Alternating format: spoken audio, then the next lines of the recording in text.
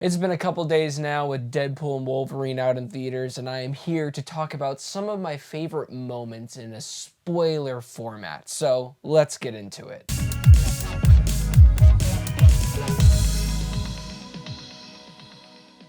The movie starts out with Deadpool saying we are not going to disrespect Logan, the amazing, perfect film in 2017. But I'm going to open up his grave and murder TVA agents with his own bones. And all while this is happening, you have Bye Bye Bye by NSYNC playing in the background, delivering us quite possibly, yes, this is the best Deadpool opening, and I didn't think we would ever get that, because Deadpool 1's opening is one of the best comic book openers of all time. Well, Deadpool Wolverine just beat that. I genuinely thought I was going to be mad with what I was witnessing, but I didn't care because it was just downright bloody good and filled with amazing dance moves provided by Ryan Reynolds doing the classic Bye Bye Bye choreography. And here's the thing, technically it is not disrespectful to the Logan movie. The Logan movie happened and nothing has changed from that. But I can see why some people would still deem it a little bit disrespectful with him literally destroying his grave, his bones, wrecking shop with fools with it. It's amazing though, I don't care. So how exactly does Deadpool fit into the MCU? Well, that is a great question. Mr. Paradox, this character, says, you have been called to go into the sacred timeline, Earth 616. It's the thing that you've been wanting, craving purpose, because that's where Deadpool is at. He's single, he feels like his life has amounted to nothing, and he wants to do something with it, more so to prove for himself and to prove to the other people in his life, specifically Vanessa. And all while this opportunity is happening, you realize it's not Mr. Paradox who's giving him this opportunity, it's the higher-ups. And whoever the higher-ups are in the TVA, they want Wade to go into the timeline. And obviously there's going to be bigger implications from that messaging. We don't get to see that yet, but we are teased it, and I love that. Now, this movie does deal with multiverse stuff, and the thing that's so funny about this film in general is that you have a character like Deadpool who is self-aware, fourth wall-breaking character who makes jokes throughout the film, poking fun at the current state of the MCU, specifically the multiverse saga issue. And what a perfect just idea to put this character right next to the TVA, where he can just obliterate all the issues us as fans are seeing. Now, how does Wolverine fit into this? Because clearly it is not the same Logan. It is a different Logan from a different timeline. And Deadpool is realizing he actually needs to find a Logan, and we get a great montage sequence with a lot of hilarious sequences with Hugh Jackman playing different versions of Wolverine, and one cameo that is by far the best cameo in the film, Henry Cavill playing Wolverine. I know we're probably never going to see that again because it reminded me of the same feeling we probably all felt with John Krasinski playing Reed Richards. And even Kevin Feige has said, yeah, that was just a cool fan service moment. That's how I feel with Henry Cavill being this Wolverine. Now, who's to say? The future could hold many new things to come, and I would not mind Henry Cavill playing a Wolverine. Sorry, I'm getting ahead of myself. Going back to the Wolverine and why he is here. What is the purpose?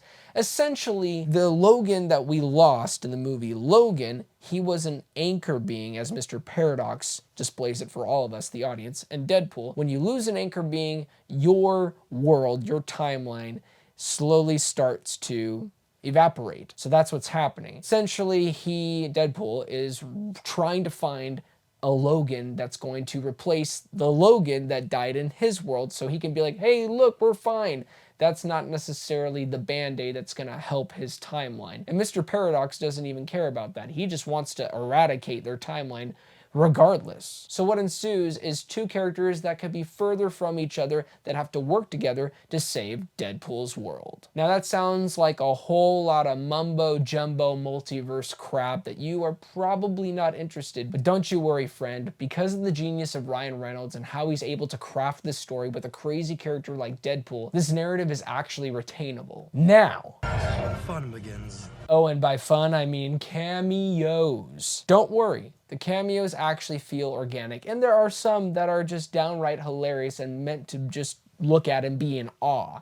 But most of them, if not all, are actually serving a purpose, because this whole movie is really a love letter to the Fox Marvel era. And I already stated a cameo. Henry Cavill, by far my favorite cameo. I wanted to get that done because I'm trying to go on a narrative structure for the spoiler review, but the moment Henry Cavill showed up, I lost my mind. He looks perfect. Now moving on to the next big cameo. Chris Evans as Johnny Storm. When I saw Chris Evans, I did not expect him to play Human Torch. I thought it was just a different variant of Captain America. And I would have been fine with that, but no. Ryan Reynolds is a genius. Of course he would take Human Torch and have Chris Evans play him. And I feel like a lot of fans have been wanting that. Maybe we all just kind of forgot that Human Torch was a Fox character, a Fox Marvel character, and it was by far one of the most just excitable experiences I've had in a theater seeing a character. I haven't had that feeling since seeing Tobey Maguire and Andrew Garfield in No Way Home. On top of that, we have Elektra, played by Jennifer Garner. Have not seen her play that character for, I don't know,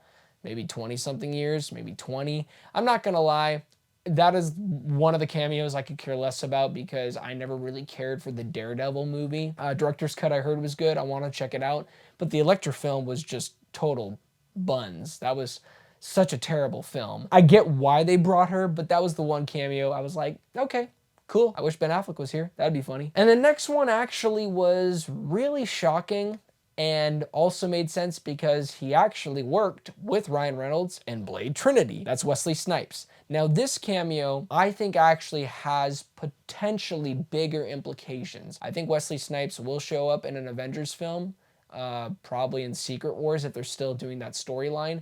But there was one moment near the beginning of the third act where Wesley Snipes says, "There's only been one Blade, and there's only gonna ever be one Blade." That line actually has more power and more meaning than we might expect. Gambit. Channing Tatum, a role that he should have had over 10 years ago. And it's a shame that it never happened, but it felt so earned seeing him on the screen. He looked actually spectacular in the costume. He was selling the action when he says boom. And when X-23 shows up in this film, it actually does pack a little bit of a heartfelt punch. I wished I could have cried a bit more during that interaction because it has been 7 years since we've seen Logan and Laura together. Overall, their interactions were great enough for this story. Okay, cameos aside now, moving forward, we gotta talk about the mask reveal for Wolverine. When Wolverine pulls over that beautiful mask and he's about to fight all the Deadpool variants with Deadpool, absolutely felt like I was being elevated out of my chair. It's a moment that I will never forget, and it felt so earned. And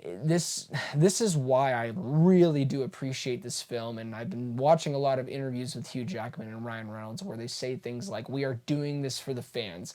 That moment where he pulls over the mask felt like such a love letter. Something that we've been craving to see for so long, the authentic feel to a Wolverine costume, and now we have it. Even though it only lasts for a few moments near the third act, it was so much more impactful than him wearing it for the entire film. Because you don't want to be over-delivered on certain things. You want things to feel just right. And how the creators, Shawn Levy, implemented that mask reveal was absolutely perfection. And speaking about getting emotional, because yeah, I got emotional during that scene, but I got even more emotional specifically during this scene in the third act. This scene absolutely caught me off guard, specifically with Deadpool and Wolverine saving the timeline from Cassandra Nova trying to destroy the timelines and have her evil master plan of destroying every single timeline, starting with Deadpool's. I get it, we have to get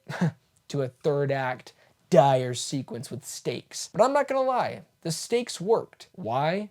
Because of the characters. I'm getting choked up about this because at the end of the day, this does not work if you do not have good characters, good written characters. And by the time you get to the sequence where they are trying to save the timeline and they are looking at each other while flashbacks are going about who these characters are and how selfless, even though how crazy they may seem and how vulgar they are, they at the end of the day care. And that makes us, the audience, care. So when I saw that with the beautiful visuals of them holding each other and Like a Prayer playing in the background, it got me wanting to stand up out of my chair and say hallelujah, because this scene was cooking. Do Deadpool and Wolverine end up in the sacred timeline? No, and I prefer it this way. Of course, they're gonna probably be in the Avengers, but I loved how they still kept their world as their world. And when they are needed for bigger crisis, sure. At the same time, with all the jokes of, Deadpool saying he's gonna do this, Wolverine, till he's 90. But then there's also another moment near the end, before Wolverine hangs out with Deadpool and his buddies, where Deadpool says, am I gonna be seeing you around? Wolverine responds, probably not. They left it in that open-end note of, if you don't see him again, that's fine. Let me know your guys' thoughts. What moment stood out to you? Is there something that you wish I would have talked about? Sorry about not bringing it up, but I only could remember so much about this film that I loved, and there was a lot of moments that I absolutely loved. Don't forget to like and subscribe, but most importantly, do not forget to be blessed.